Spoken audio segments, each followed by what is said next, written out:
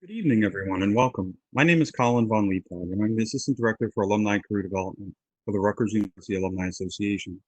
I thank you all for being with us this evening, and I hope you are all safe and healthy.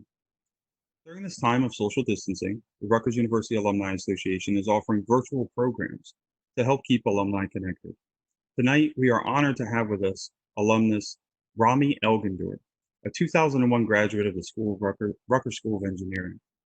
Rami is an engineer, venture capitalist, and CEO who's making a positive impact through his work and leadership. Rami built one of the most successful medical technology companies and established a culture recognized for its diversity.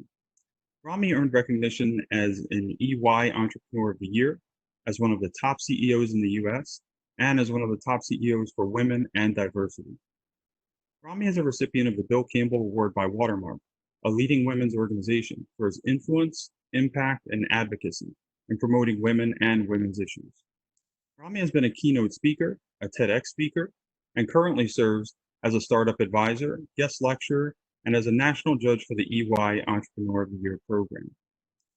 The format for tonight's program is going to be very interactive between Rami and I, so it's going to be a conversational interview of sorts. It's now my pleasure to turn this over to alumnus Rami Elghandour. Thanks, Colin. Thanks, everyone, for joining. And hope, as Colin said, you're all staying safe and navigating these really challenging times. I also want to say a quick thanks to the entirety of the Rutgers team, Shelley, Miss Sona, and Lauren for helping organize this. It's a great way to reach you all while we're all quarantining here. So thanks, Colin. My pleasure. My pleasure. Thanks for being with us and for being willing to share your insights and expertise. And you have a unique story too, which we're looking forward to hearing more about tonight as well. So Rami, for those who don't know, actually graduated in two different recessions. And he's going to be able to tell you all about that. But I'm going to have to ask Rami if he ever goes for a PhD or another degree, just let me know ahead of time what that graduation date might be so that I can financially plan a little bit ahead of time. But he's successfully navigated these recessions. So Rami, what are some of your thoughts and the feelings that you had graduating in difficult times like that in 2001 and 2008, was it? That's right. Yeah. So I think, as Colin alluded to, I quickly realized here after the last graduation that every time I graduated, the world economy fell apart. So I stopped going to school. So you guys can't blame me for this one. It's funny. It's a lot different this time around than the last two. I think for no other reason than perspective. Obviously the 2001 tech bubble or recession, I was an undergrad and I didn't have nearly the perspective and the awareness that I have today. 2008 was obviously I had a lot more perspective and awareness, but I would say a lot more shielded from it, and I'll kind of come back and talk about that a little bit than I was in 2001. This one is, each of them, I guess, are different in their own way. This one is really, really different in a lot of different ways. I think the magnitude and suddenness of the impact is unique. I don't think we've ever seen anything like this. And one comparison you can draw is that we have lost as many jobs in just a matter of weeks here during this recession as we had accumulated during the entirety of time from now since the last recession. So every new job that was created since 2009 has been wiped out in only a matter of weeks. So I think that in and of itself is startling. And I think the uncertainty around this, because it is not really an economic shock, but it's really a biological shock that is causing the economic fallout, is really, I think, is weighing on all of us. And I think we can all feel that on a really basic level. We don't know when we can go back to normal life. We don't know when things are going to open up. We don't know when, the economy is going to recover and so on. So they're all quite different, but I would say this one, at least on the outset here, does feel far more reaching than prior to having lived through them. It's true. It's something that's impacted, as you said, so many aspects of life, from the personal to the professional to childcare, education, so many different elements. And with that, obviously, creates a ton of stress. For our new grads who might be joining us, or recent grads, or those who are graduating seniors, certainly a different experience for them than you typically have.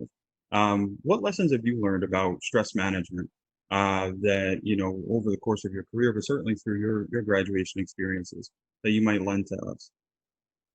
Yeah, it's a great question, Colin. Coming out of undergrad and that bubble, let me step back and tell you a little bit of what that journey was like. So I actually landed my first job out of Rutgers right through the career office, which was a great asset. I would say the career offices in both my undergraduate experience and my graduate experience were both phenomenal.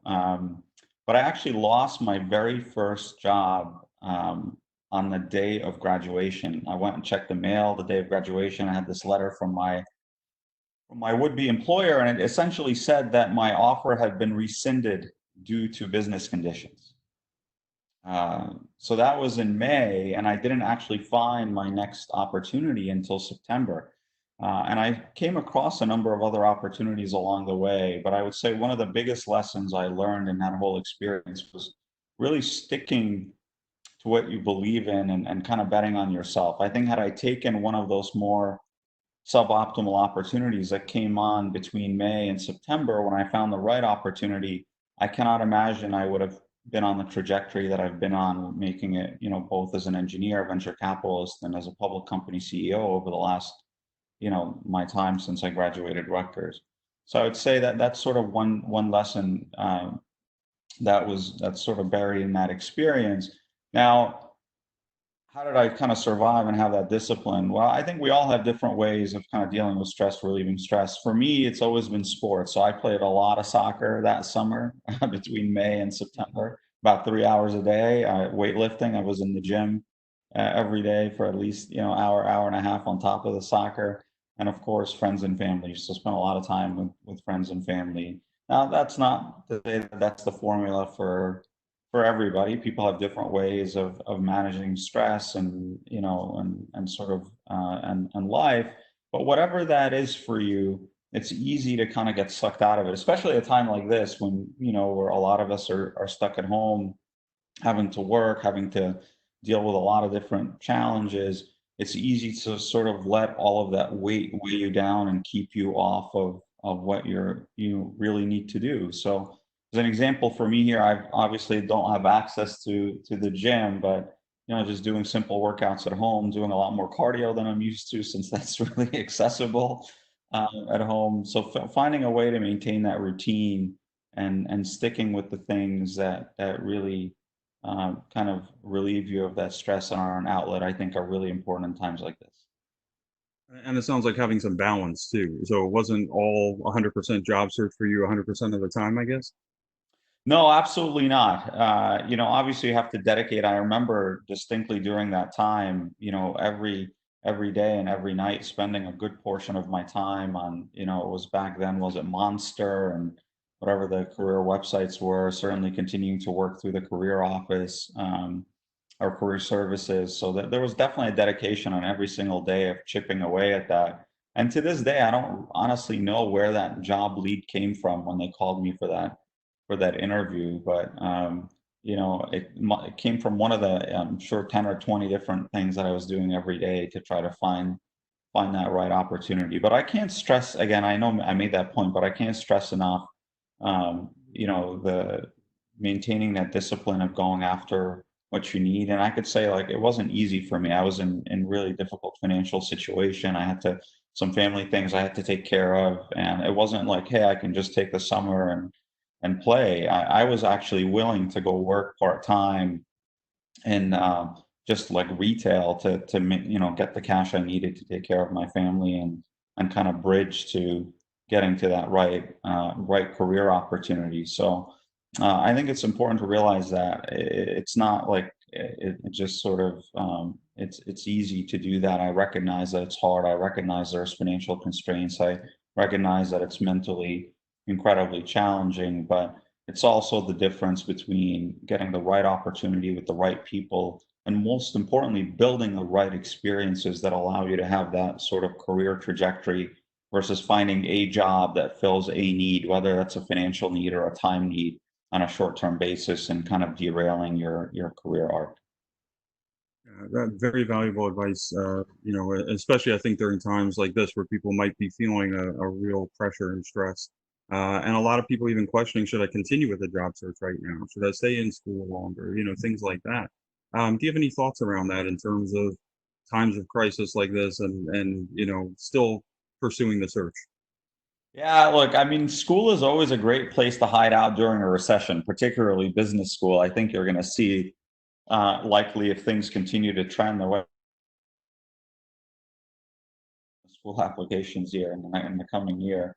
But look, I think it depends on your circumstance. If you feel like you want it to work and you're excited about a particular role or opportunity and it went away, I would continue certainly to keep looking.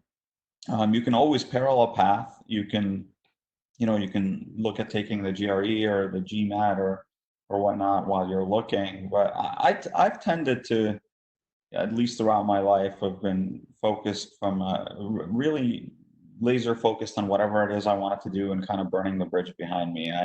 The way I look at it, like for example, in business school, I only applied to a handful of companies and roles. I identified 3 companies I wanted to work at, and I essentially just applied to those companies. I had friends who accumulated, 15 or 20 internship offers, and the time in the day and the amount of energy you have is sort of finite. So I'd rather take all of that energy and focus it on the things I really want versus diluting it over a large number of things that I may or may not want. So I guess a little bit of back and forth there. But if your first option, what you want to do is work, there's going to be opportunities even in a downturn. I think that's worked out for me and a lot of other people with some focused discipline. And of course, you've got to have a little bit of luck. So I would certainly go down that path. I wouldn't shy away from it. But if you were the type that you were planning on going to grad school anyway in a year or two, pulling it up a year or two is not the end of the world, certainly, and maybe that path is not a bad one for you. Okay, so customizing things to your situation, kind of keeping a bigger picture perspective, but also focus and staying the course, so to speak, and giving yourself an honest go of it. It sounds like is really, really one of the lessons to take from that. You'd mentioned too the University Career Service Centers. What role do you see them being able to play in student success and graduating seniors and even alumni? Yeah, I found them to be highly effective both as a student at Rutgers. Like I mentioned, I got great offers, not just the one I wound up taking, which was rescinded, but I got a number of other offers from leading companies around the country. So I thought the career services at Rutgers at the time were amazing, and I can't imagine what they're like now. I had an opportunity, thanks to Shelley and team, to tour Rutgers engineering recently, and I made this joke that if I take my kids to show them this school now, they're not going to believe I went uh, to to a school. I always like to talk about how tough my experience was growing up. I mean, Rutgers looks amazing now, Right. so it's hard to I went to Wharton Business School, and it's hard for me to say that what I saw at Rutgers was any less impressive than what I saw at Penn and at Wharton. So it's amazing, the opportunities now, and I would expect that the career services and every other function has sort of scaled with it. So I always found them to be incredibly helpful. I got opportunities both at Rutgers and at Penn through career services. I think if people aren't utilizing that, they're making a big mistake. They're not really utilizing every tool at their disposal. I also found them to be really valuable as an alumnus whenever I'm hiring, and certainly in the management roles I've had. I've always tried to go to both schools and recruit through those amongst others, and so you do get a lot of good opportunities through those career offices, and I highly recommend students and recent graduates take advantage of them. Excellent. And in addition to the career service offices, what were some of your other strategies for job search? I know you mentioned like more of a tailored kind of approach to companies or organizations, and not just looking at everybody, but more of a quantity over quality kind of strategy. What other kind of approaches or strategies have you found to be successful in your searches? Sure. Yeah. Let's start with, I know there's some segment of our population here that's still in school. I'd say let's start with what employers or hiring managers look for. They look for distinctive experience is one thing, right? So one of the things that I did when I was in undergrad at Rutgers is a friend of mine both went to a professor and actually did a special project over a semester. You know, we both wanted to get into chip design and really like computer architecture, and we're kind of leaning in that direction. And so we spent a semester basically designing a computer chip. And I would say that was one of the things that really stood out on our resume. So I think starting out with recognizing that you want to sort of differentiate yourself and have pragmatic experience to offer, I think that really doing those sorts of things really made a big difference. I think when you sort of start interviewing, I think taking the perspective of you're interviewing the company and the team as much as they're interviewing you, I think is really, really important. It does two things. One, it ensures that you land in a situation that's right for you. I wouldn't be where I am today, sitting here in lovely California and Silicon Valley, if I didn't really have the fortune of working for people who always believed in me, gave me a lot of opportunity, and really gave me the chance to put kind of my talent and my hard work to use. So I think you want to make sure that you're interviewing and you're finding that right fit. And I can tell you as a hiring manager, when I interview someone and they're just as interested in understanding if it's a good fit for them as it is for me, that tells me I've got a really good person because they value themselves. They're not going to just jump at anything. And I think those are good signals to send to a future employer. So making sure that you're getting in that right situation is critical. And I would give you one general piece of advice is avoid generalities. You know, like sometimes I have friends tell me, don't go work at a big company, only work at a small company. Some people think you should only work at a small company and a big company. There's small divisions of big companies that are awesome, and there's, you know, small companies that are good and small companies that are bad. And it really comes down to the people, you know, the market segment and so on. And so you really want to do your diligence and make sure that you're landing in an opportunity that's going to allow you again to maximize your talent and put your effort to good use. So I think those are some of the things I would suggest. That it's kind of summarized, right? It's preparing, it's having good experiences to share, it's being diligent around the opportunity and making sure you're really choosing more for people than almost anything else.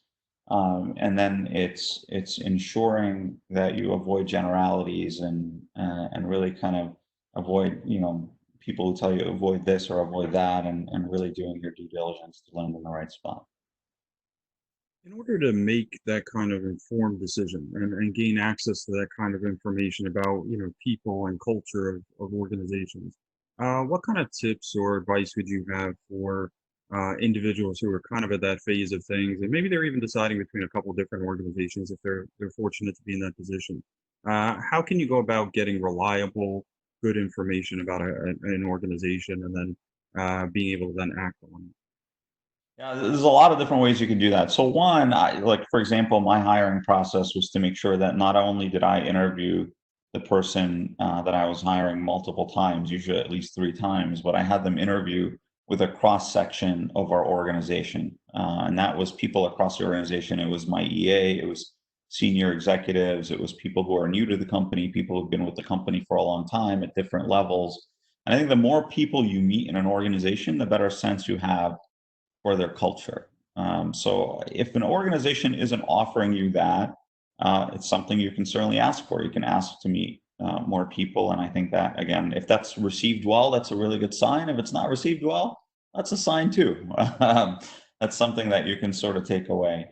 LinkedIn and your alumni network at Rutgers are also amazing places. You can always find people in those organizations who are currently there, who've left there, and those can give you a really good insight, both in the interview process, right, as you sort of prepare to learn more about the company, but also in that diligence process if you're deciding between offers or you're deciding whether or not to move forward with an offer. So I think there's a lot of different ways. I mean, you can certainly Google and read things that are more macro in nature. Is the industry trending in a good direction? Is the company in good financial standing? There's also sorts of things you can find online, but I think primarily you want to meet as many people who are currently in the company, and you sort of want to back channel as much as you can through your network or build a network either through your alumni association or, just by cold calling people on, cold messaging people on LinkedIn.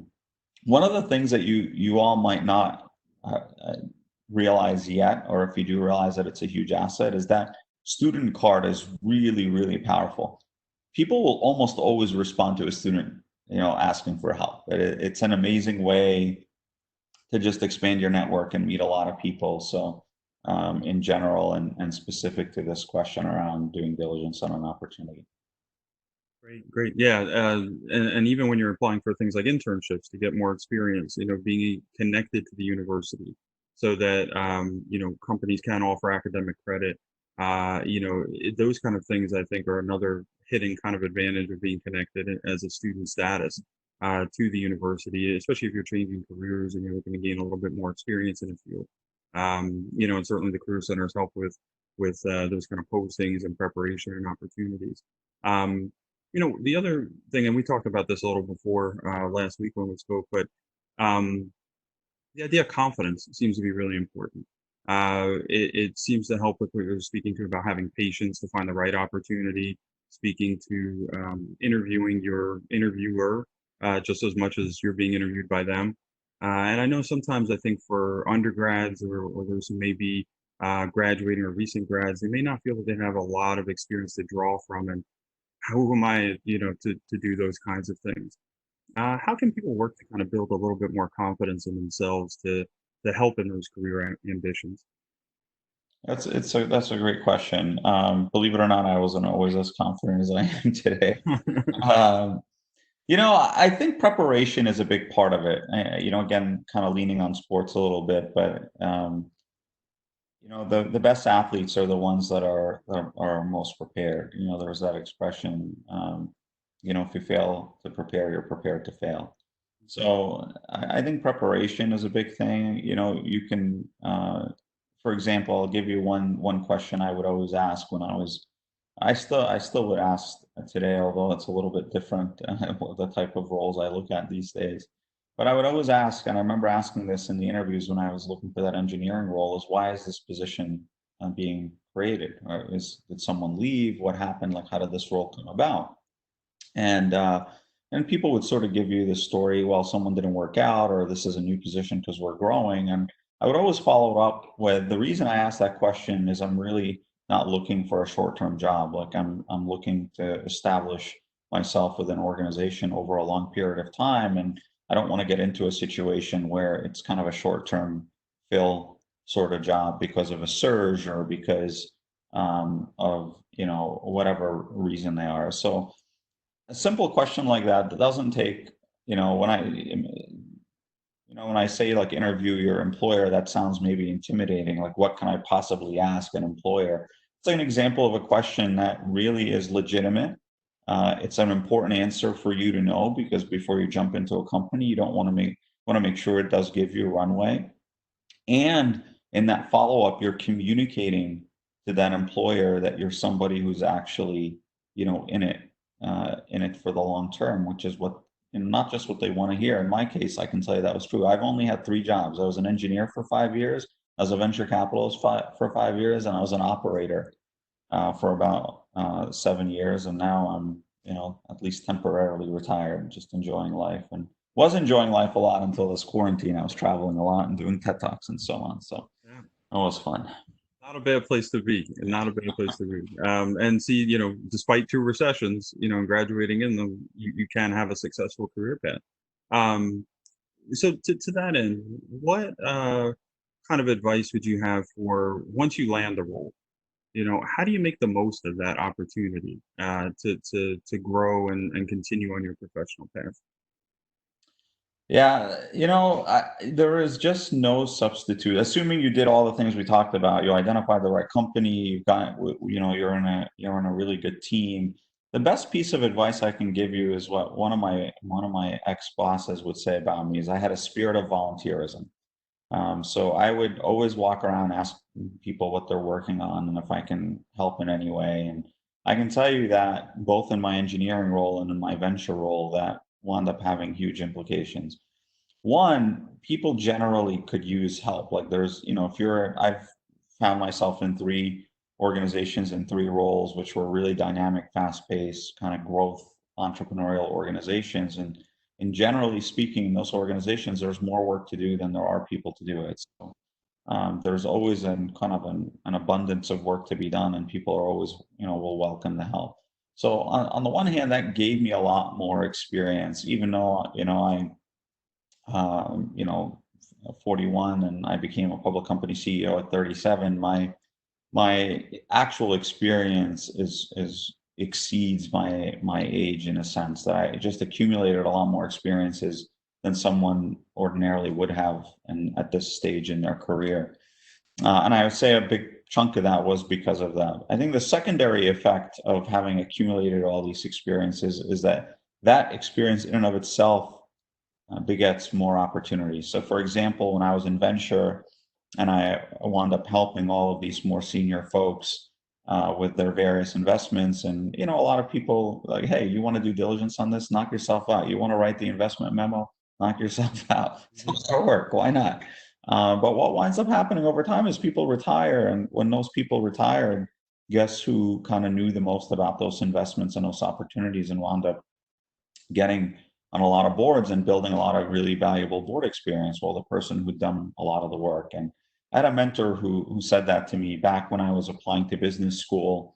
To be honest, I grew up without a lot. I didn't really know why people would go to an Ivy League school. It wasn't really in sort of my vocabulary. And I had this mentor that I was really fortunate, took me under his wing and kind of taught me all these things when I was an engineer.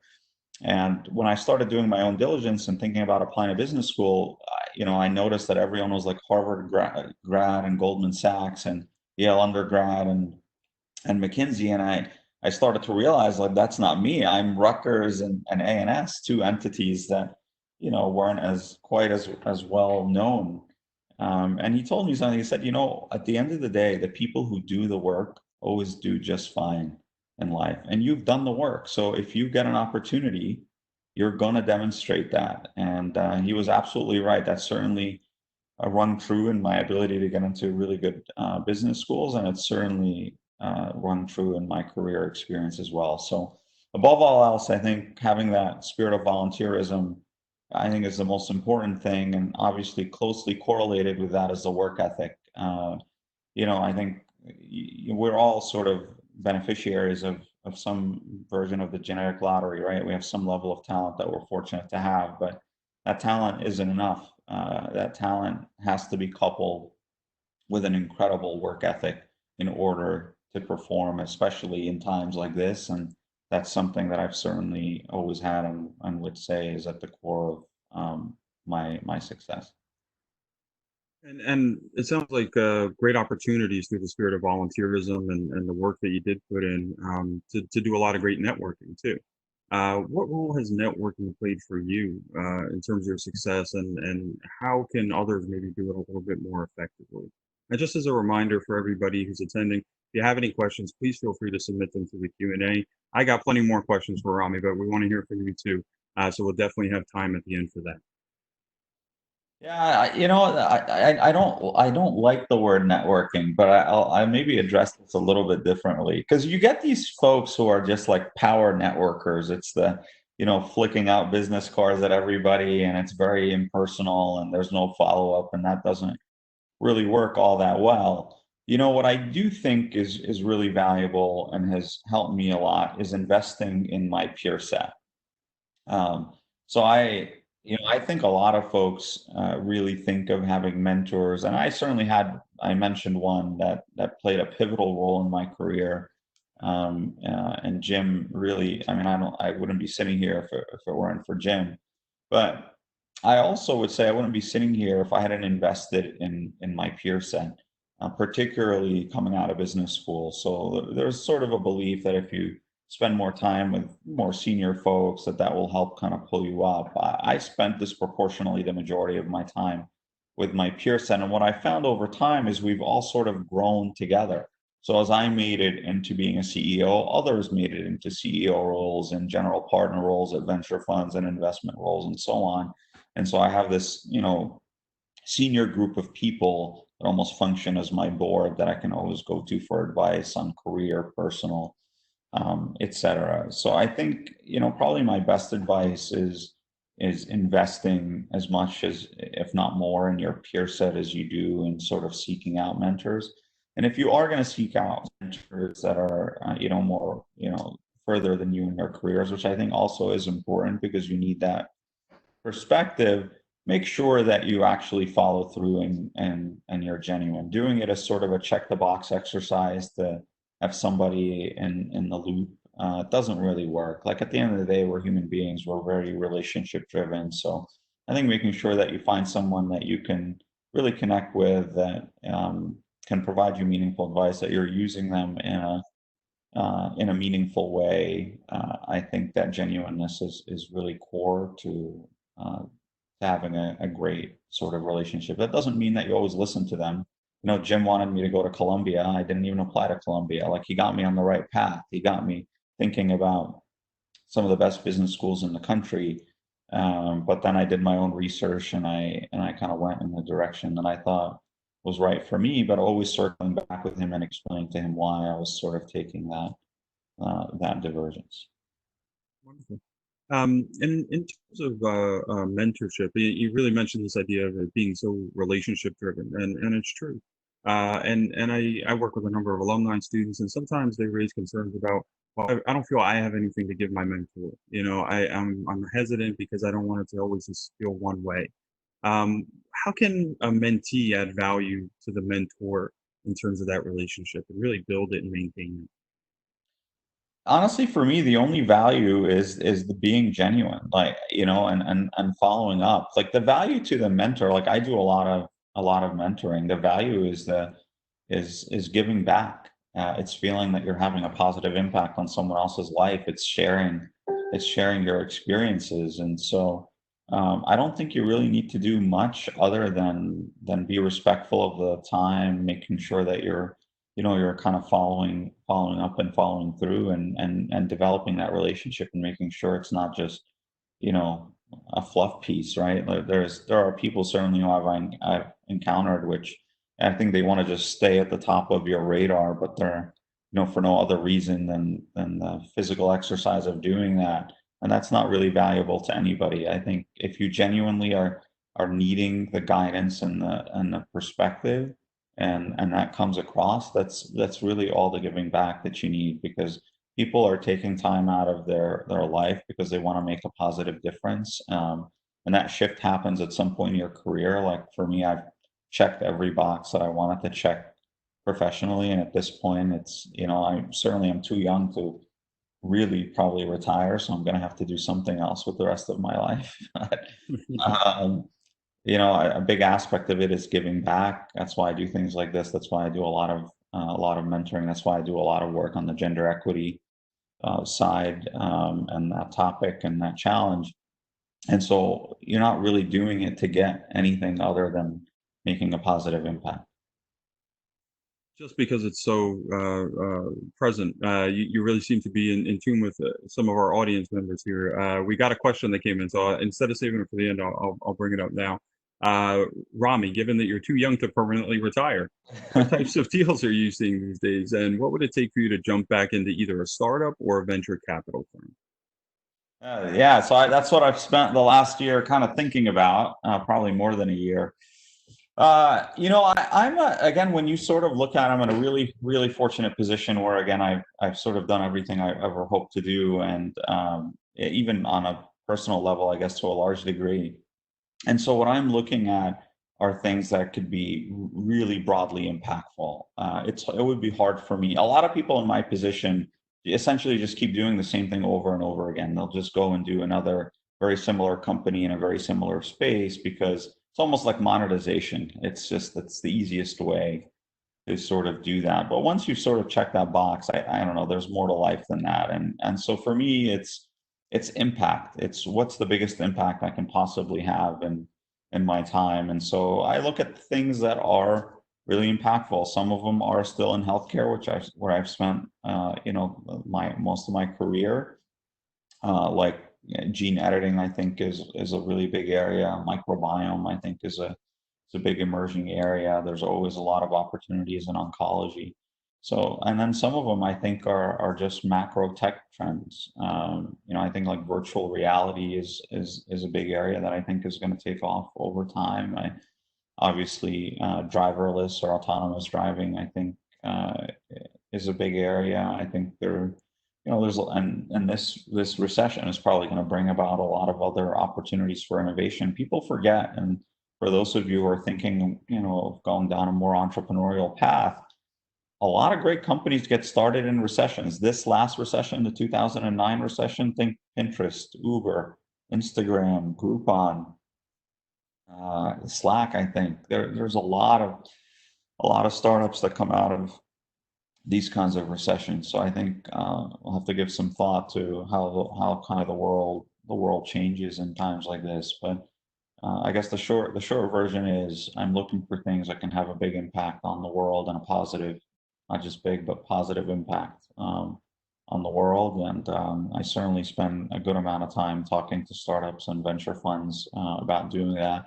On the venture side, I've been exploring roles there too. I'm an executive in residence at a venture fund right now, which is fun. I think it's something I do want to get back to, and it's just kind of figuring out if now's the right time to do it, or maybe more likely doing another go at an operating role, and then doing venture down the road. Certainly, good things that we need at this time. Not just for the sake of doing it, but things that are going to matter and make a difference in the world. Certainly, and you mentioned things like artificial intelligence, virtual reality, and things like that that are really shaping all aspects from supply chain, to healthcare. Um, what kind of role do you think continuous learning should really play in people's lives over the course of their professional careers? And what kind of skill sets should people be looking at as some of the most relevant? Yeah, so this is I think really really important. So when I used to do this new hire orientation for everybody, and I would always show this chart, and I didn't bring any slides today, but it's essentially a graph of someone who's getting 1% better every day and someone who's getting 1% worse every day. And the difference between those two people, in about a quarter, about, 90, 100 days is 10 times. The person getting 1% better is 10 times better than the person getting 1% worse every day. Now, there's always some, tricky person in the audience who says, well, I'm not going to get better or worse. I'm going to stay exactly the same. But you can't do that. You just can't, because it's like working out. You're either in the gym and you're getting better, or you're not in the gym and you're getting worse. Like there is no sort of status quo. And I think education is very much the same. The world is changing and adapting. You're either learning and staying ahead of that curve, or you're being left behind. So I would say continuous education has been a huge, huge component of my personal success and my personal growth and awareness and satisfaction in life. I read a ton. I probably over the years have shifted more to reading a lot more articles and research than I read books. I still read some books, but probably not as much as I used to. And I would say that's a big reason why I sort of have this awareness and a different perspective. I'm just not, doing the same thing over and over again, like a lot of people who sort of accumulated similar experiences to me. That's why I'm looking into AI. I've been looking at opportunities a lot at AI and intersections of AI and healthcare, and some of these other topics that I've talked about, CRISPR and others. And, I don't think that comes with, just keeping sort of your blinders on and only learning about the space that you're in. I think that's certainly been a differentiator for me. And I hope something that all of you early on in your careers make just a big part of who you are. Any good reads that you could recommend? We're all quarantined here at home. Anything you could recommend that'd be either a recent good read or something you might currently have on the nightstand? I'm a little bit behind. I'm currently reading Flash Boys, which is about high frequency trading. My favorite read of all time, which I guess is not really about now, but similar to now, is The Big Short. If you haven't read The Big Short, maybe you've seen the movie. I didn't think the movie was that great, but the book is awesome. I feel like it should be mandatory reading for everybody in the country. So that's one of my my all-time favorites. I don't read, interestingly, any fiction except for Dan Brown's books, like The Da Vinci Code and all of those.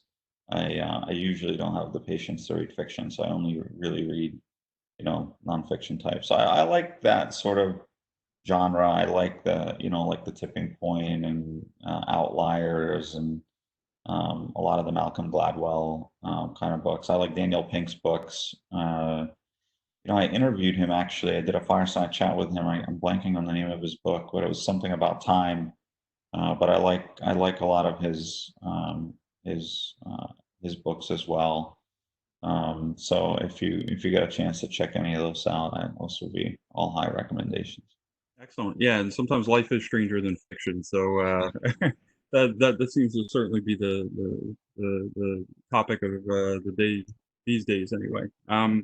In terms of difficult decisions, we all face them in one form or another. Certainly in career and making decisions. Whether it's to go to a graduate program, whether it's to take a certain job, move, and try to find another opportunity, whatever it might be. How do you go about your decision making process? Remember that kind of group of colleagues that I said you should really invest in. That becomes really important when you have to make a big decision. So I almost have like these concentric circles of folks that I rely on. So internally, for example, um, within the company, I have a large group of colleagues at all different levels that I really rely on to kind of get input. And externally, I certainly had a lot of folks that I really rely on, and so I think that my one of my mentors would say that you always get by with a little help from your friends, and I think that really goes a long way. So I think that's one sort of pillar. Another really important pillar is ultimately uh, trusting your gut. I think I've clearly. I don't again wouldn't be sitting here if I hadn't made overwhelmingly good decisions in my career. But I, like everyone else, I've made some mistakes along the way too. And I would say those are often when you try to rationalize a decision instead of just sticking with your gut. And that's actually what or another Malcolm Gladwell book that's really good, Blink, is about. It's about really realizing that your gut instinct isn't really just some, non-scientific thing, but it's really sort of an accumulation of processing a lot of disparate pieces of information and kind of giving you a direction. And so I think learning to kind of trust your gut is important. And I would say the third pillar is just practice, right? Like you get to you get to make a lot of decisions in your career, and being honest about those and taking responsibility and learning from them is really critical in terms of helping you get better over time. Would you say similar processes involved for you, if you will, when it comes to tackling problems and how you're going to approach solving a particular problem? It's funny.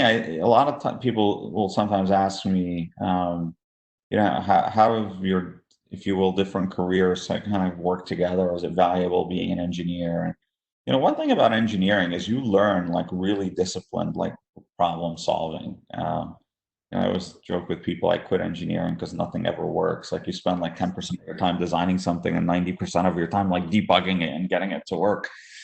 So you do get really good at like methodical, unemotional problem solving, which is is really, really, really helpful. But I think there's definitely an element of a lot of the things we talked about. There's having the right experiences, there's bringing in the right perspectives. I think asking the right questions is arguably at the core of making really good decisions. And I can go through a lot of different examples, but I would say certainly in a venture capital role and in a management and a CEO role, that's one of the core things is learning the right question to ask, and that could sometimes be the difference between making the right decision for your organization and completely the wrong one. So and that just again that takes time. And it does take something you alluded to earlier. It takes confidence. It takes saying, I don't know. Like it's actually asking a question legitimately, not asking a question you know the answer to because it, helps you feel better about yourself. It's, Sure. so I think, having the confidence and having the experience to ask the right questions becomes really core to making that right decision. And being intellectually honest, the thing I probably value the most in people, especially people I hired on executive management level in my organization, were people who are intellectually honest and were going to say what they thought no matter what. And I think if you don't hire people like that, and if you don't create an environment where people can do that, you're not going to be successful for very long. And unfortunately, you see a lot of examples of that in today's society. But I think that's really, really core to long-term success. Absolutely. And just as a reminder, keep those questions coming. We've got some good ones coming in, and we're certainly going to turn to them in just a few moments. Uh, Building off of that last point, what else do you think it takes to become a successful CEO? So let's break down the job. I had someone ask me this once. I interviewed every single person we hired. And one time I was interviewing this person for a finance role, and she was really experienced. So when kind of at the yeah, I always save 10, 15 minutes at the end of every interview for that person to ask me whatever they want. And as an aside, I generally learn more from that 10 or 15 minutes than whatever questions I was asking during the interview portion of the time. But she looked at me, she said, I worked for a lot of companies, big and small at this point, and I've never met a CEO before. And I might never meet another CEO again. So like, what do you do? Like, what's your job? And I looked at her and I said, this is the answer I gave her on the spot, and I've always stuck with it. My job is to make sure we're hiring the best people, that we're creating an environment where everyone could do what they do best every day, that I'm setting the long-term strategy and vision for the organization, and that I hold everyone to an equal and accountable standard, meaning there are no favorite people or favorite teams. The thing I didn't tell her, which is two other things that are important to that job, that I added later, are obviously one, making sure a company is well capitalized, which is particularly important in venture-backed companies. But as we're finding across America, it's important for every company, because I guess even large corporations live check to check, and most of them need bailouts these days. So it's a really, really important lesson. And then the other piece is being, the kind of ambassador for a company, or handling the responsibility of engaging with all the company stakeholders. That's board members, that's customers, that's investors, and so on. And so when you ask me the question of what does it take to become a CEO, it takes, being experienced enough and good enough at all of those different elements. It's hiring the best people requires a couple of different things. It requires, an awareness and ability to identify talent, but it also requires humility. If you are the type of person that don't want to hire people that are better than you and smarter than you, it's going to be really hard being a good manager or being a good CEO. Culture is really important, establishing that environment where everyone can do what they do best every day. Even if you assemble the best team in the world, if they don't have a good culture, if they don't gel well together, they're not going to do very well. Holding everyone to an equal and accountable standard. You see a lot of organizations get tripped up by this. There's favorite people or teams. It becomes cancerous within an organization. They don't succeed. So having that discipline, making sure that you really hold the line across the board is really important. Having vision and strategy. Guys, we talked about earlier, the world is constantly moving. Are you charting a path that keeps you ahead of the wave? I think is really important. Fundraising takes a sort of an ability to,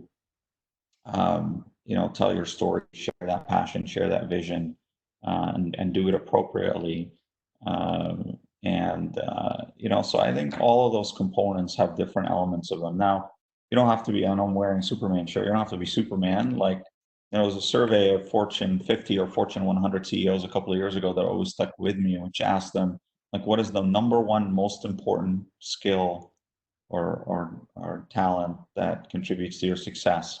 And uniformly, the answer was self-awareness. It's recognizing what you're good at, where your gaps are, and making sure that you're filling those gaps. Like it's unusual to find someone who's going to be lights out across the board. But what you can do is identify people who can fill those gaps for you. And I think that's really at the core. One last thing, I know I went a little bit long on this one, but it's one I thought about, is probably the thing that I always tell people is the most underestimated thing about being a CEO is the energy level required to do it. The amount of just like the length of your days, the travel, the how much of yourself you have to give to the organization, to investors, to people.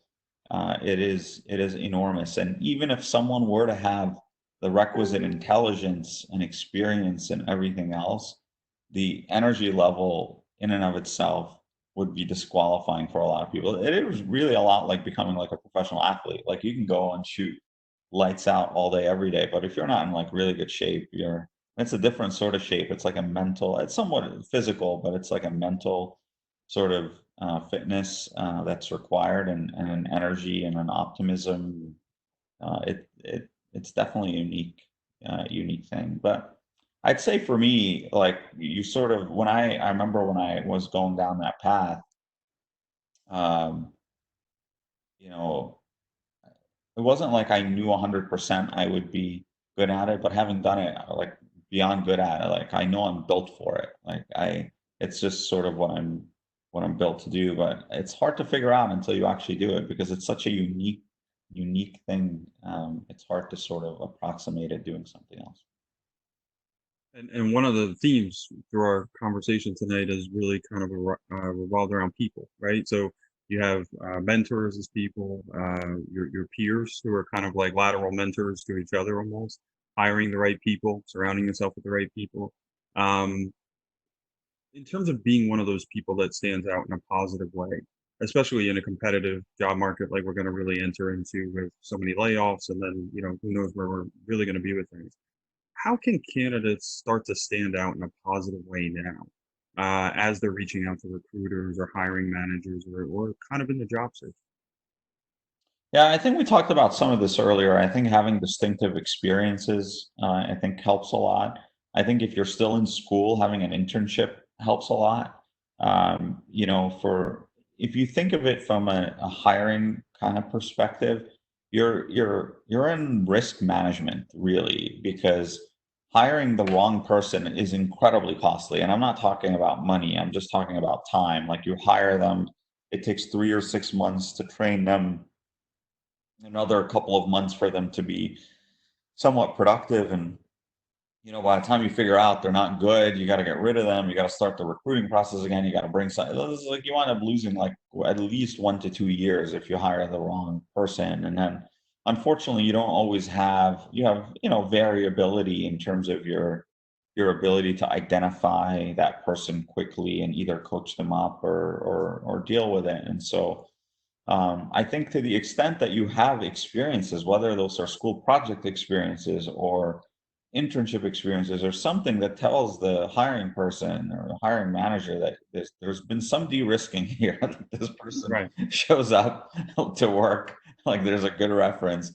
I think that goes a long way. I think, again, how you interview goes a long way. If you're prepared, if you're on time, if you ask good questions, those are all, I think, really, really good signs that help you, stand out.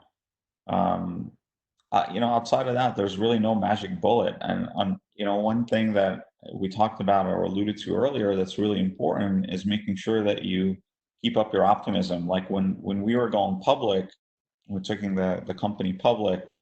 I remember our very first, so the roadshow experience, as this might be interesting to some folks, is it's kind of crazy. Like, so taking a company public, basically the way it works is you get up every morning really, really early. And I'm not like the earliest of risers, but this is, like you're on the wrong time zone and you're getting up at like 4 a.m., packing up your stuff. And you have back-to-back one-on-ones with investors that you're pitching the IPO to, and then you get picked up by a car, you're getting taken to an airport or a train station. You go to the next city, you go to sleep, you wake up, you pack your stuff, and you never actually present and sleep in the same city. And you also don't eat because you're like lunch, you're presenting to a group of people, which is incredibly helpful because you don't have time to go to the bathroom either.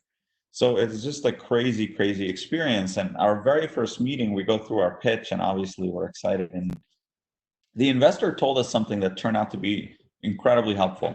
He said to us, "You guys have a great story. If you have this much enthusiasm in your last meeting as you did in this meeting, you're going to have a great IPO." And that's one of the things, that you're going to need to do, especially in a tough job market. Like, it may take 10 or 20 or 100 interviews to get the right role. And that doesn't mean because you didn't get offers. It just means maybe like me, you didn't get the right offers. Maintaining that same level of enthusiasm in that last interview that gets you the right role as it was in the very first interview is really, really important. I've been watching that Last Dance documentary on Michael Jordan, and there's been so many great quotes from that, like the Larry Bird one. That wasn't Michael Jordan, that was God disguised as Michael Jordan. But the one that's relevant here is someone said about Michael Jordan is that he always played as if someone was watching him for the first time. Thinking about that, right? And a really long career. And if you've seen this documentary, I mean, the Pistons beat the what out of them and out of him. For him to go out and put on that effort every single time, no matter if he was on the road, he was tired, he was beat up, shows you the kind of mentality that you need to be consistently successful. And obviously, in his case, the greatest of all time. There's one actually other story I wanted to share with you guys. And now that I think of Michael Jordan, if it's okay with you, Colin, I'll Absolutely. share it now. And I think it's also really relevant to the job search. So this isn't this wasn't in a documentary, and it's one of the less known stories about Michael Jordan. So he grew up in North Carolina, and his high school coach, thought he was special, and so he was trying to get him in this all-star camp that had Patrick Ewing and all these other players because collegiate coaches didn't go scout in Wilmington, North Carolina. So he literally faked his statistics to get him into this camp. And the camp was a 2-week camp, and his parents can only afford to pay for the first week. So they paid for the first week. Michael Jordan, or as he was known then, Mike Jordan, was like the all-star for the first week. And so they wanted him to stay for the second week, but his parents couldn't afford to pay for it. So they made him a deal. They said they'll pay for him to go to the camp, but he has to work for it. So he had to work as a waiter in the kitchen, serving the other players that he played against and wasted on the court every single day their mac and cheese and their sandwiches and their lemonades, and then he would go out and destroy them on the court. Like, think about the humility that it takes to do that. A lot of kids would feel embarrassed, right? They'd come up with an excuse. They wouldn't do it because and as a kid that grew up again with really nothing, that sort of really resonated with me. But there is that element of, are you willing to do what it takes to succeed? That's what Jim, my mentor, would always say to me is, no matter, it was hard, taking the GMAT and studying and doing all these obligations and stuff while working, 12-hour days as an engineer. But he would always say to me, are you willing to do what it takes to succeed? And that really is having that humility, that work ethic, are really, really crucial. And that optimism, time after time after time, of willing to show up and be your best self in the face of all these challenges. I think those are the three things that will really help people stand out in this sort of environment, and in any environment, really. Really great advice and thoughts and stories too. Knowing the little I know of Jordan, not that I know him personally or anything, but I imagine he really used that moment as motivation too. He's serving them the food, but he knows he's going to be serving them on the court too. Yeah, that knowing what your motives are, motivations, the things that will drive you, be those focal points, the reminders for you when you do have a hard time. And being able to turn back to them, I think, becomes really that much more important. No, I think that's right. Yeah, I think he's known to be probably the most competitive person on earth, and so I can't imagine that sat well. No, it probably still burns him up to some extent. He's still mad at the Pistons, which it's hard to blame him. Right. Unbelievable. So switching gears a little bit, we're going to turn over to our audience questions here. So if you have any others, you can still submit them. It's not too late. We're going to start off one here. This is a little bit more. Actually, I'm going to combine two into kind of a geographical question, if you will. So, what was it that brought you to California, as opposed to staying in the New York metro area? And then, generally speaking, thoughts on moving from the east to the west coast? Oh man. So I'm a Jersey guy through and through. But I will say, first of all, perfect weather doesn't suck here. It's basically like 65 and sunny every day, no bugs, no rain, no humidity. So that is definitely an advantage. But the reason I moved out here is I got into venture capital out of business school. And I got to tell you, it's hard to do venture capital out of New Jersey. I mean, I was getting on, like I mentioned, my career was taking off and I was getting on all these boards and stuff. And I was like having to fly to California, like every other week and or every week almost at some point, and it's a lot. So so that was sort of that's a short-term reason to move. The longer term reason is that I guess the going back to these graduations in recession. I remember when I graduated in '01, I just found a lot of folks who were married with kids in high school and stuff, and like the entire telecom industry in Jersey got decimated. So you had all these people who were in a really difficult situation. There was like no work in Jersey, but it was really hard to move, and given their kind of stage of life. And one unique thing about the Bay Area is that you've got such a broad ecosystem across industries of like every startup of every kind. And I kind of felt like I can have a long career here without having to relocate my family. The other thing I looked at is like to get in, to move up and sort of in general management in most large companies, you were having to move again like every 2 years. And there are certain trade-offs. Like you talk about work-life balance. Some people would look at my life and say there's no way that could possibly be construed as balance. Or I was traveling a ton on the average day, just a normal day. I didn't leave the office till like 7:45, 8 o'clock. And so you can't possibly look at that as balance, but it's better than traveling like instead of 50 whatever percent, like 80%, right? Because you're somewhere that nothing else happens. So there's a lot of different advantages I find to living here. I think that again, the ecosystem, being able to find opportunities across a range of different industries without having to move is really advantageous. I think that it reduces certainly, I think, travel for at least in the industries that I was looking at. And in the East Coast, I kind of felt like unless you're in like pharma or banking, if you aren't really willing to work in big companies in one of those two industries, there's just not a ton. You always can get lucky. I mean, Groupon's in Chicago, right? But a lot of stuff is here, and things have changed. Like biotech, there's huge hubs now in San Diego and in Boston. So if you're like a biotech person, I suppose you can sort of go to one of those places. Obviously, in Seattle area, there's a lot there now with Microsoft and Amazon and so on, and other startups. But I definitely think if you're sort of heading down an entrepreneurial route, there's big advantages in the Bay Area. You never know, over time that could change. The cost of living here is astronomical, and that creates a lot of challenges. Um, and so I don't know. It's certainly been. I wouldn't change it. We really like it here. It's also been, I think, the entrepreneurial environment. It's great for, I think, for raising kids and kind of teaching them.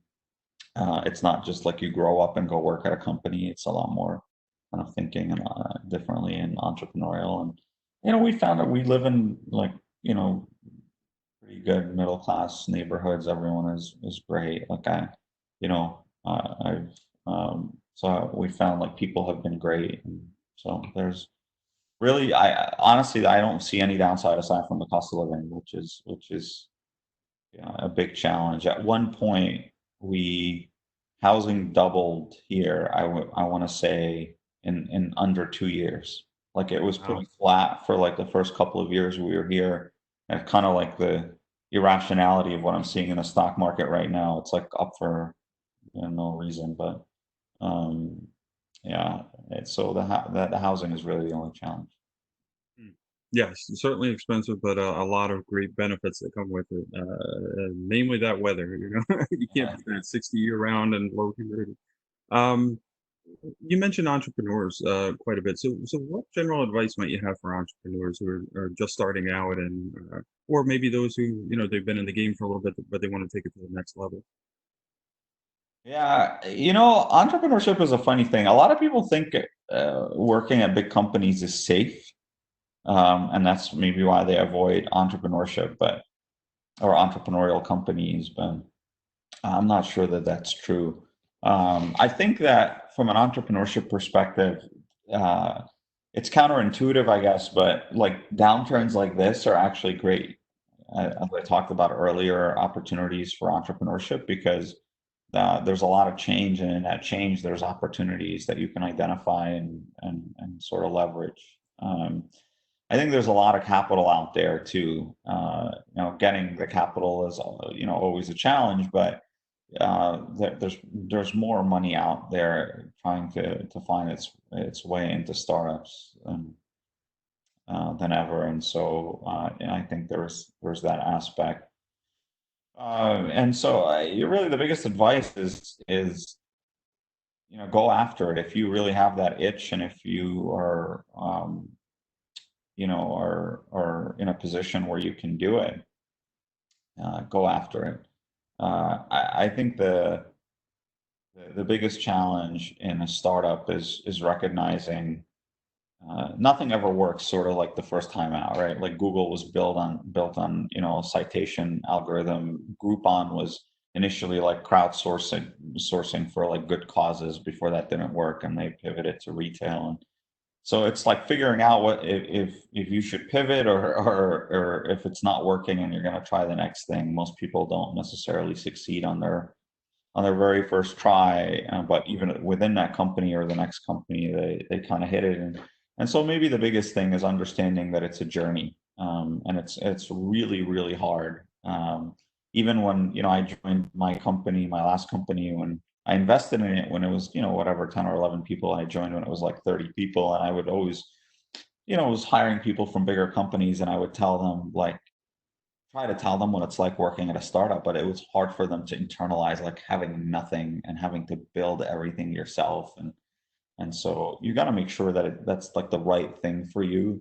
But if it is, it's an awesome, awesome, awesome journey, um, and you'll learn a lot, and you have an amazing impact. And ultimately, you feel really proud that you built something. More than anything, I think that's the really best part of entrepreneurship is having that impact and feeling like you contributed to a positive advancement in the world. And certainly a diverse skill set needed to be a successful entrepreneur, I imagine. In terms of your thoughts around that, and this question actually comes from a biomedical engineering student.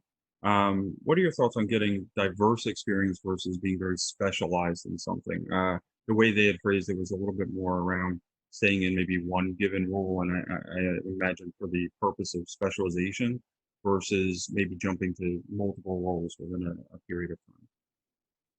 Yeah, a mentor said this to me once. It's hard to answer questions like that without knowing where you want to go. It's like navigation, right? Like you need to enter something in Google Maps, and then it'll tell you how to get there. So the answer to that question depends on what direction you want to take your career.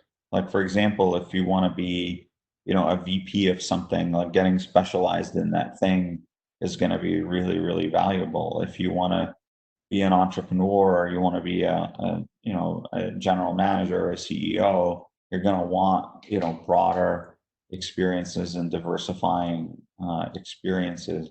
When you make that jump is I think also a really interesting question. A lot of people who make those jumps earlier on in their career aren't necessarily as successful as people who do those rotations, later on in their career and are more senior, at least from what I've seen. So, unfortunately, this is a it depends answer. It depends on where you're trying to go and what you're trying to do.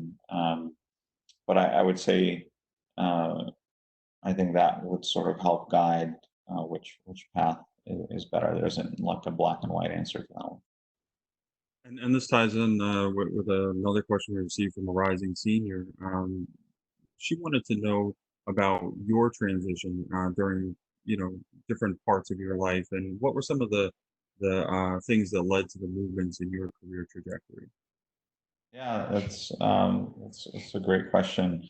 I growing up, I kind of took my toys apart and stuff, and I always knew I wanted to be an engineer. So that was an easy one. I know a lot of people struggle in undergrad with, what kind of, what do they want to do? I knew I wanted to be an engineer. Now, being human, when they did that engineering sort of, whatever that quarter semester course where they every week some new engineering discipline comes and presents, it made me switch like which type of engineering like every week for whatever the duration of that was. Like when civil came in, I wanted to build Disneyland, and when mechanical came in, I wanted to build engines for Porsche. And eventually the rotation went around, and I stuck with electrical and computer, which is what I came in with. But once I became an engineer, I learned a lot of things. I think certainly having that mentor helped. I think after doing 5 designs that went to market and made it in people, I kind of started to see the road ahead, and I realized I could do a couple of more of these, but it's not something I wanted to do for the rest of my life. So what else can I do? And it was a combination of that realization and kind of the help from that mentor that really helped kind of lead me down this. Well, let's see if I can work my way towards running a company. Now, I was, made a technical project manager at a really young age. So there were certainly things that people saw in me that said, you have some leadership ability. I was always, like captain of sports teams and things like that growing up. And so there was definitely, signs, but that's a big jump from, captain of a soccer team to running a public company. So we didn't get too ahead of ourselves. Um, so that was sort of the transition to business school. Venture capital was just like an anomaly. I didn't even know what venture capital was. I happened to learn about it from some classmates. This internship came up, and I threw my hat in the ring. I was shocked that I got it, and even more shocking is that generally you don't get full-time offers for venture internships. That's just not how it works. They don't hire a lot. So I was at the right place at the right time, and I'd done well over the summer, and it sort of worked out. And truth be told, I almost didn't take that role, and I went to I call her the Oracle, the head of the healthcare program at Wharton, and she kind of smacked me upside the head and said, I've got bigger problems than you. Like this was during, again, the global recession. I have this amazing offer to work for the company I wanted to work for in venture capital. And she's like, you go take that offer and move on with your life. There's bigger problems than not having this really appealing offer. um, and the reason I didn't take it is going back to what I said earlier, is that discipline. I really wanted to put myself on a track to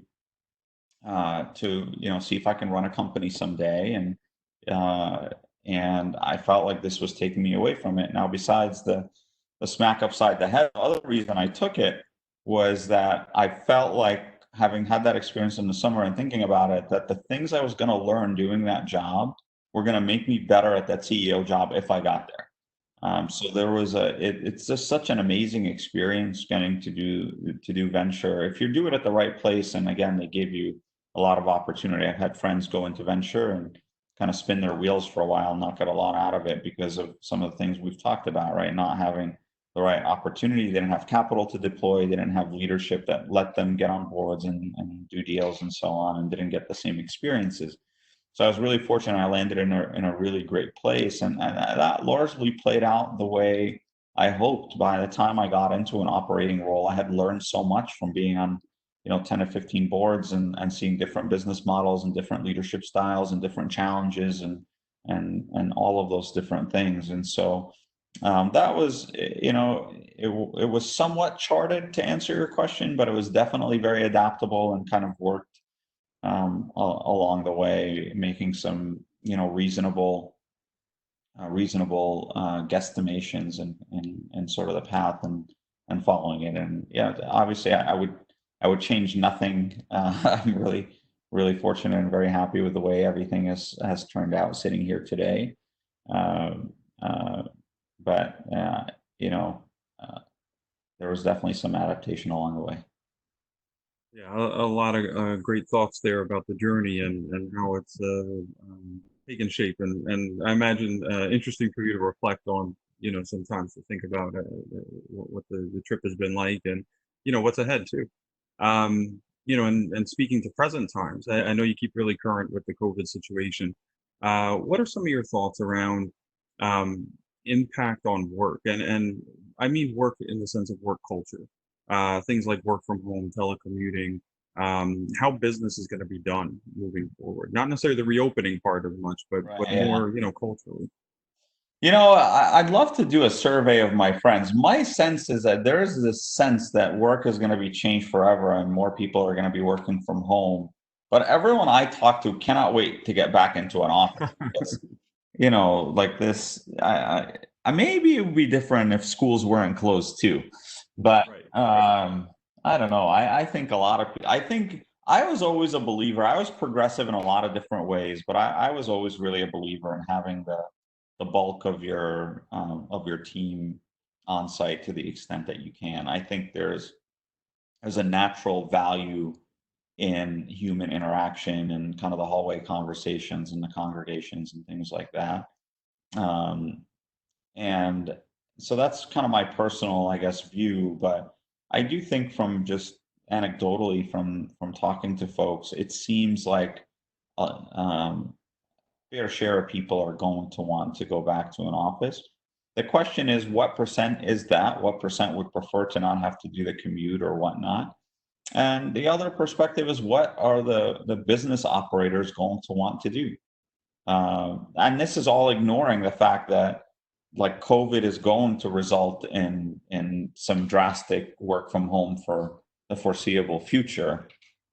But I'm saying in the event this is all resolved, I'm sure it's a lot cheaper to have people working from home and using less office space and less travel and so on. So I guess I'm still not assuming that we can totally conquer this with a vaccine.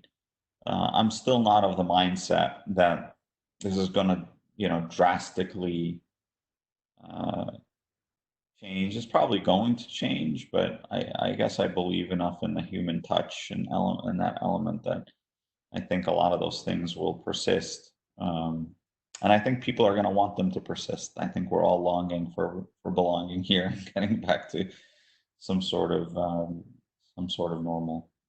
Yeah, some sort of normal, the connection that comes with that, and that human connection that's so important, and that we do find we spend a lot of time with our colleagues and coworkers, typically throughout the course of a work week. For those craving some of that connection now, and even for the professional angle with networking, how do you recommend people start to establish connections now in this climate where you can't meet with people, face to face? And is LinkedIn the way? Are there better ways, other ways? Yeah, I mean, we talked about it. I think LinkedIn is obviously a way. I think connecting with alumni from your school, I think is a really good way. Those generally are a higher response rate. Like I'm happy to chat with anyone here or anyone pings me from Rutgers. I usually get back to them pretty quickly and happy to connect with them. And so I think make sure you're leveraging the alumni network. Again, that student card is really helpful. People always, love to give back and to their school and their alumni base. And then I think to the extent you can use a Zoom or a Google Hangouts or Facebook now launched Messenger and so on, and make it a little bit more personal than just a phone call. I think that certainly could help. I know it's a little bit more of a pain, but that it does bring some of that human element back. I'm sure this probably would feel differently if we were doing it just as a telecon instead of a video conference. So it's not the same, but I'm sure that helps a little bit too. And this one, as we get to our last couple of questions, this one's a two-part question. Uh, for recent grads who are maybe having doubts about their major, and was this the right direction for me to head? Any advice for them as they start to kind of reevaluate and decide how to move forward? And then the second part of that is uh, staying motivated when it may feel kind of helpless. And that could be certainly within this context, but even more broadly, if you have been applying for a long time and you're not finding success and wondering if you did make those right decisions. Any advice around the motivational piece?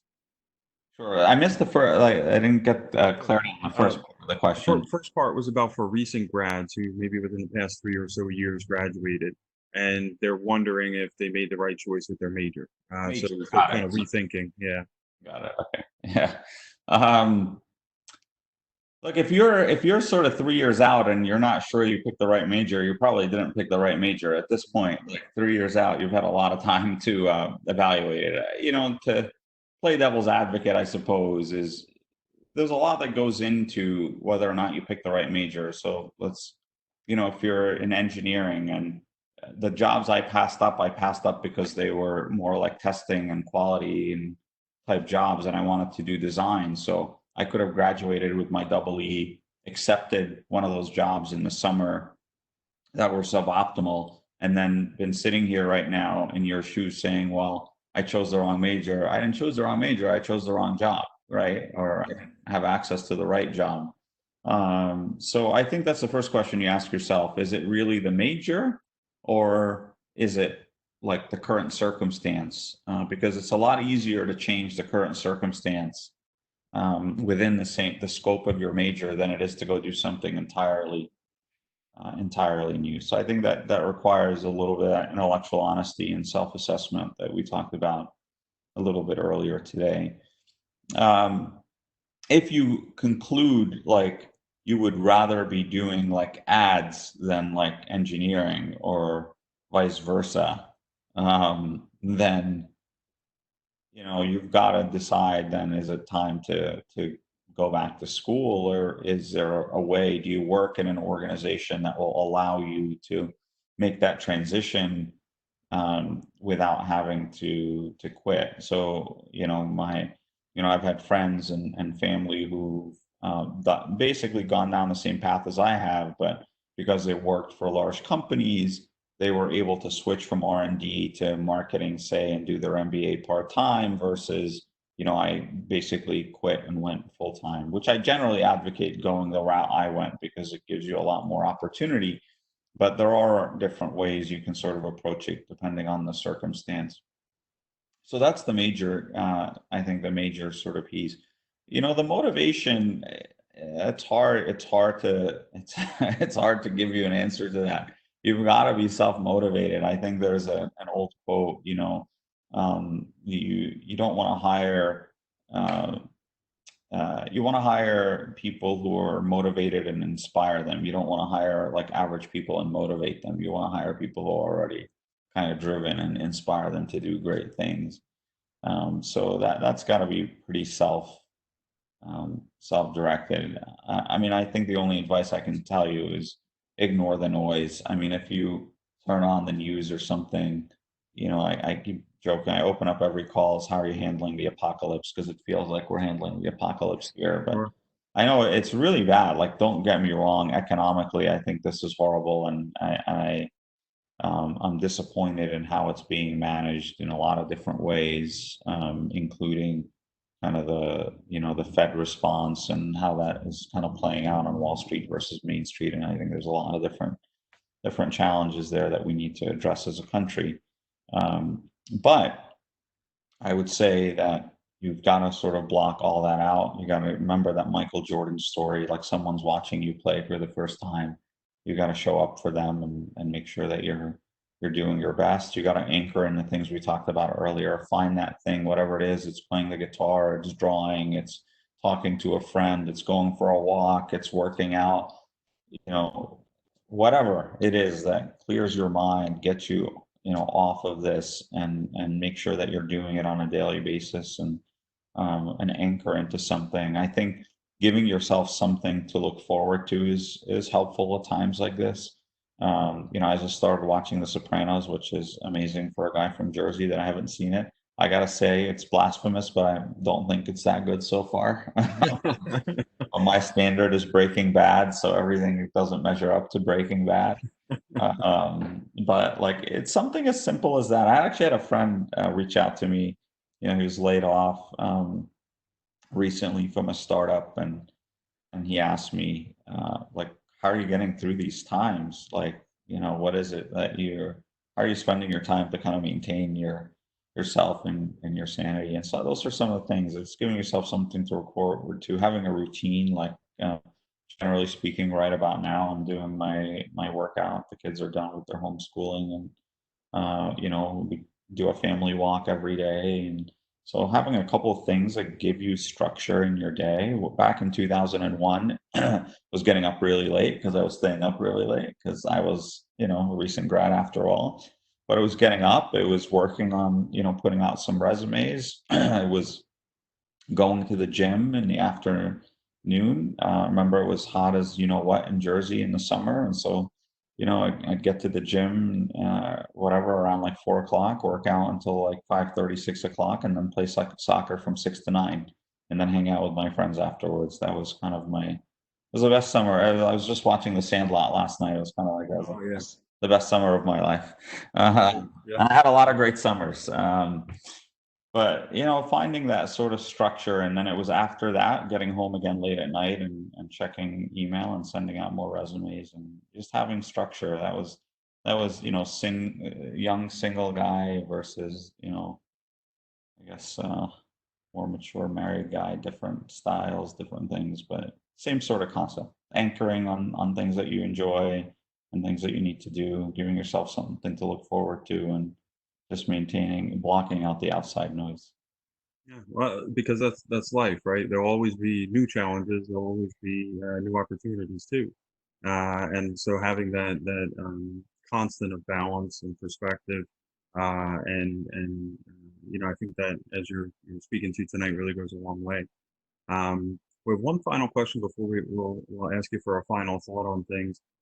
This one just switches gears a little bit here, but one of the books you mentioned, Dan Brown's Da Vinci Code, how has that enriched your outlook? Well, it enriched my outlook because it contributed to me going to Italy and looking at all those different sites. So I love art. I grew up drawing a lot, and I love Renaissance art, and so it sort of added, I guess, a layer of enrichment to visiting Italy and seeing some of those sites. I wish I had the patience to read more fiction. It was super entertaining. I just really, I don't know, I'm wired a certain way. Like I love learning, and I feel like if I'm ever doing something where I'm not learning, I feel like I'm kind of wasting my time. And so it's hard for me to I often, if I'm picking up a book or an article or something, usually it's, Scientific American or Harvard Business Review or Nature or something like that. So I guess it was personally enriching in a lot of different ways. I enjoyed it a lot. It added some enrichment to my life for sure. An inspired trip to Italy, sure, certainly is enriching. It was. Uh, I'm yeah, gonna miss travel for however long this lasts. That was the I best know. part about being retired. My hope is we all get back to those good aspects of life much sooner than we do later. And along those lines, just a final thought, if you wouldn't mind, Rami, just sharing with us, any inspiration, any thoughts for our audience, especially given the context of these times with COVID-19, and especially considering the graduating seniors who might be with us tonight as well. Yeah, I've got a lot of different thoughts. I think I shared with you guys a lot today. So a couple of trailing things. I think one is a couple of old Thomas Edison quotes that always stuck with me. So since we're all Jersey people here, one is that most people miss opportunity because it shows up wearing a hard hat and overalls and looks like work. So a lot of opportunities are really hard. They don't just get sort of handed to you, and or they don't just knock on your door. You're again, especially in this environment, you're gonna have to dig. You're gonna have to put in a lot of effort, not to just find any job or do well, but to get the right job and do great. And I'm confident you can all do that. And I think part of it is just recognizing that it's going to be hard and kind of and getting after it. The second Thomas Edison quote is, even if you're on the right track, you'll get run over if you just sit there. So it's even no matter what, even if you feel like you're in a good spot or you've got the good offer or whatever, you're going to have to grind. And that's not just in this environment. It's a good thing to learn because that is just the formula for success. And then the last thing, which we talked about a lot today, you get by with little help from your friends. So make sure you're leaning on your colleagues, your friends. I'm certainly happy to help. You guys are welcome to share my email with the group here. And if I can be helpful, or other people in your network or alumni or people on LinkedIn, make sure that you're leveraging those. Sorry, I made it to this whole thing without that. Make sure that you're really leveraging the folks around you, because one thing that I think often gets missed by folks, and we touched around this a bunch, is that people generally want you to be successful. There's a lot of internet trolls and stuff out there, but for the most part, this is the advice I give to people on public speaking. I've had to coach people up on doing that. And when you get up on stage, you realize that people are rooting for you. Like, they're sitting there dedicating their time to watching you. Like, they want you to be good. They want you to be successful. And it's true in life. And so people would love to help you, would love to help you get to that other side. And you just need to find those people and kind of catch their positivity and inject some of that self-belief, and you'll do great things. Well, you've certainly been one of those very helpful people for us all tonight. So on behalf of the Rutgers University Alumni Association, I'd certainly like to thank you so much for sharing your time, your wisdom, your expertise, your thoughts. Hopefully, we do see better times soon, but wishing you and your loved ones the best during this time as well. Thank you to all of our audience and attendees, to the University Alumni Association again, and we wish everyone safe, happy, and healthy times ahead. Thanks, Colin. Thanks, everyone, for joining. Stay safe, and hope to connect with you again. Thank you so much. Good night. Bye.